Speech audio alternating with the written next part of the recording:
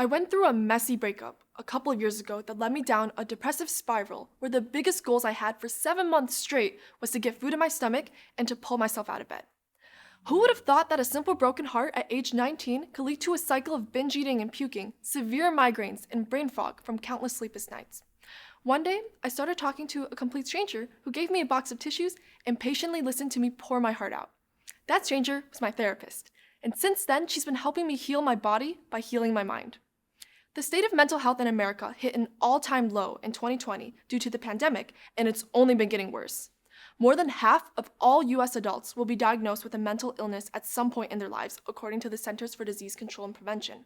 Poor mental health can increase your chances of getting a stroke or heart disease, and according to Oxford scientists, severe mental health problems can even shed 10 to 20 years off of your life.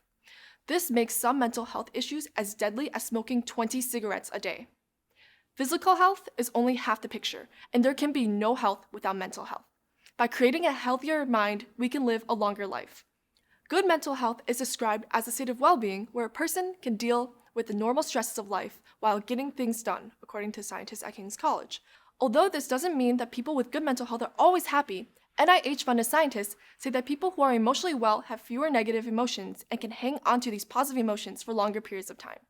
This is important because experiencing positive emotions can lead to health benefits by lowering the levels of stress hormones, according to UW-Madison neuroscientists. One striking health impact is the relationship between positive emotions and living a longer life. In 1930, the Mother Superior, the head of all American Catholic nuns, asked each North American nun to write a short sketch of their lives, including things like where they were born, interesting events from their childhood, etc.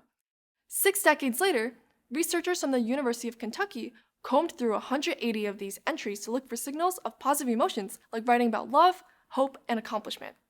Then the researchers looked at these data and whether the nuns were still alive.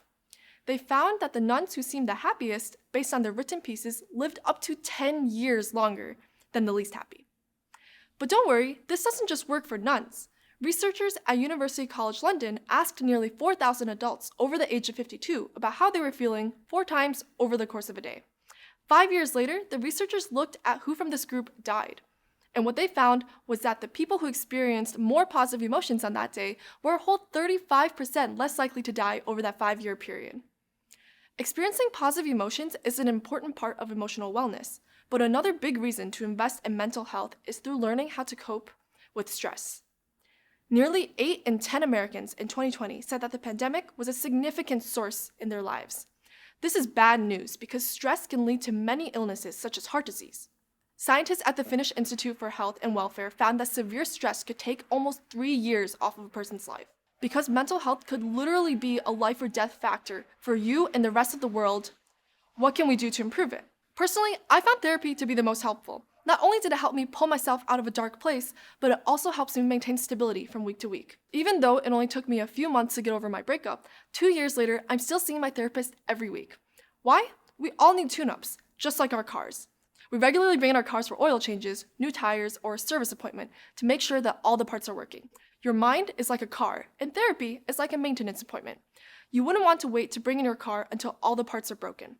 Even if you can still fix them, driving around in our car like that would be incredibly hard.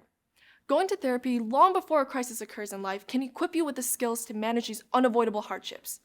No one lives a life without struggle, but by going to therapy, you'll know how to handle them. With the pandemic, accessibility to therapy has increased. However, the cost can still vary a lot depending on insurance. For example, I pay $10 for each session on my school's insurance plan, but my friend, who's on a different plan, pays $100 per session.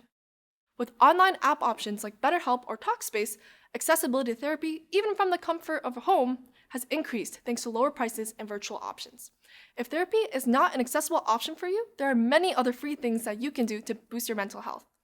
Research shows that practicing gratitude, meditating, journaling, and taking nature walks can all reduce stress and strengthen your immune system. Prioritize your mental health, just like you commit to exercise or important work meetings. Take a walk outside, grab a notebook, and journal for 5 minutes. Try free apps like Headspace or Calm and meditate for 5 minutes. And visit mhanational.org to find out even more ways that you can boost your mental health.